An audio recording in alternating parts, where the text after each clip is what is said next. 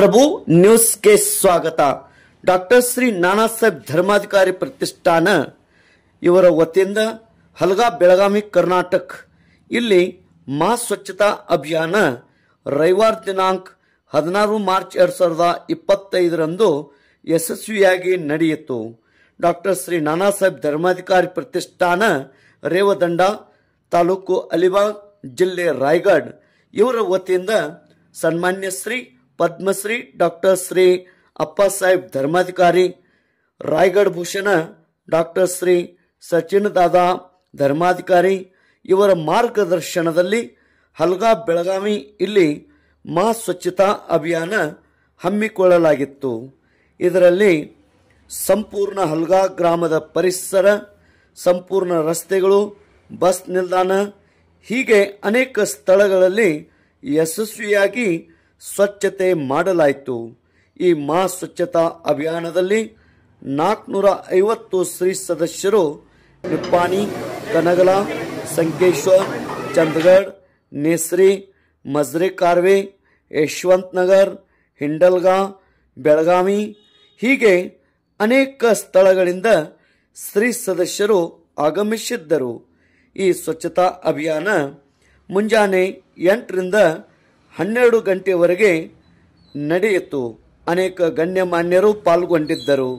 ಒಟ್ಟು 18 ಟನ್ ಕಸವನ್ನು ಸಂಗ್ರಹಿಸಿ ಅದನ್ನು ಘನತ್ಯಾಜ್ಯ ಘಟಕದಲ್ಲಿ ಯೋಗ್ಯ ರೂಪದಲ್ಲಿ ವಿಲೇವಾರಿ ಮಾಡಲಾಯಿತು. तेज प्रभू न्यूज हलगा. आणि हे सगळं घेऊन आम्ही प्रत्येकाने एकच विचार केला की हलगा हे फक्त तुमचं गाव नाही. आज आधार कार्डवर तुमचा आधार कार्डला हलगा ऍड्रेस आहे, पण बघितलं तर आमचा एकच विषय आहे की वसुदेव कुटुंबकम. हे आज विश्व हे माझं घर आहे. आज प्रत्येकानं स्वतःचा विचार न करता आज जगाचा विचार केला पाहिजे. आज जी काय मान्यवर तुम्ही इथं बसलेला गावचा तुम्ही विचार करताय, कारण की सगळ्यांचं बघितलं कोण ग्रामपंचायत उपाध्यक्ष आहेत, कोण अध्यक्ष आहेत, कोण कृषी पतीन सोसायटीचे अध्यक्ष, चेअरमन सगळे आहात. पण तुम्ही पण काहीतरी विचार केला ना की आम्ही एकट्याचाच विचार केला तर कसं व्हायचं आहे. सगळ्या गावचा आपण सगळ्यांनी विचार केला पाहिजे. आणि म्हणूनच प्रत्येक स्त्री सदस्य इथं जे आलेले आहेत, आता आपले थोडे निघून गेलेत, कारण की आज आमची दुपारी जे आध्यात्मिक श्रवण असतं ती दुपारची बैठक असते. तर ह्या टोटल कार्यासाठी टोटल 450 स्त्री सदस्य आले होते.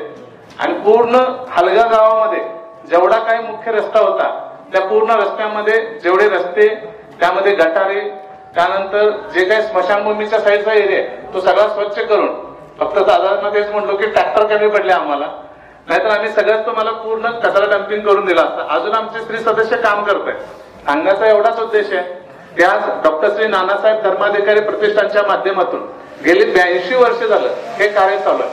आता परवा 2 तारखेला पूर्ण भारतभर आणि देशाच्या बाहेर आज अमेरिकेमध्ये 9 राज्य दत्तक घेतलेले बैठकीच्या माध्यमातून 9 राज्य तिथं स्वच्छता अभियान करतात स्त्री सदस्य. आता ह्यामध्ये प्रत्येक स्त्री सदस्य स्वतःची नोकरी, व्यवसाय, स्वतःचं शेती सगळं सांभाळून इथं कार्यभाग करतोय. आणि प्रत्येकाला एकच भूमिका आहे की अंतरंगात स्वच्छता झाली. की पहिला मला काय झालं, घरात मी लोटून काढत नव्हतो किंवा झाडू मारत नव्हतो, पण इथं आल्यानंतर समजलं की बैठकीच्या माध्यमातून बंद घेत नोड नानासाहेबांना वंदन करून या ठिकाणी मी 2 शब्द सांगतो. हे जे काही कार्य आहे हे फार महत्त्वाचं आहे. आणि तुम्ही हे जे धर्माधिकारीचे कार्यकर्ते आहेत ते कार्यकर्ते नसून खरोखरच ते देवासमानात तुम्ही काय, आणि तुमच्याकडून आम्ही सत्कार केला हे फार मोठं चुकीचं आहे.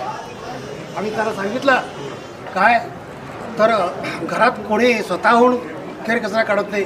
आणि तुम्ही या ठिकाणी ह्या येऊन कोण अजून वयस्क आहेत, काही लोक, काही तरुण आहेत, हे सगळेजण या ठिकाणी आला.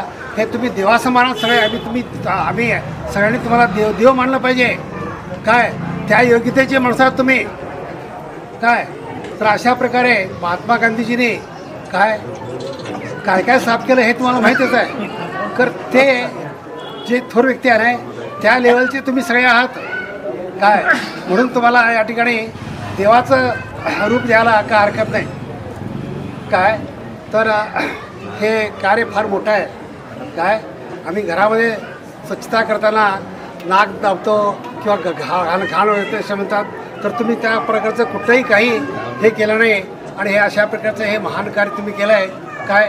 तुम्ही सगळे अगदी देवासमान आहात काय, त्यामुळे तुम्हा सर्वांना नमस्कार करतो. या ठिकाणी हा जो आमचा सत्कार केला हा मला आमच्या गावामध्ये काय नानासाहेब धर्माधिकारी यांचे अनुयायी की सगळेजण येऊन आमच्या गावच्या स्वच्छता कार्य केले. हे जीवन एक दीप असल्यासारखंच आहे.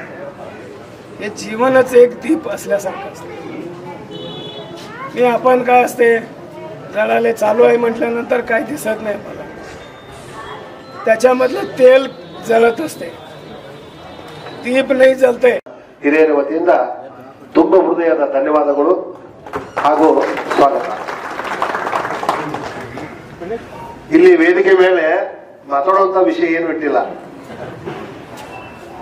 ಯಾಕಂತಂದ್ರ ಏನ್ ಮಾತಾಡ್ಬೇಕಂತ ಗೊತ್ತೇ ಇಲ್ಲ. ಯಾಕಂದ್ರೆ ಇಂಥ ಕಾರ್ಯಕ್ರಮ ಮಾಡೋ ನಾವು ನೋಡೇ ಇಲ್ಲ. ನಂಗೂ 60 ವರ್ಷ ಅದು ಇಲ್ಲ.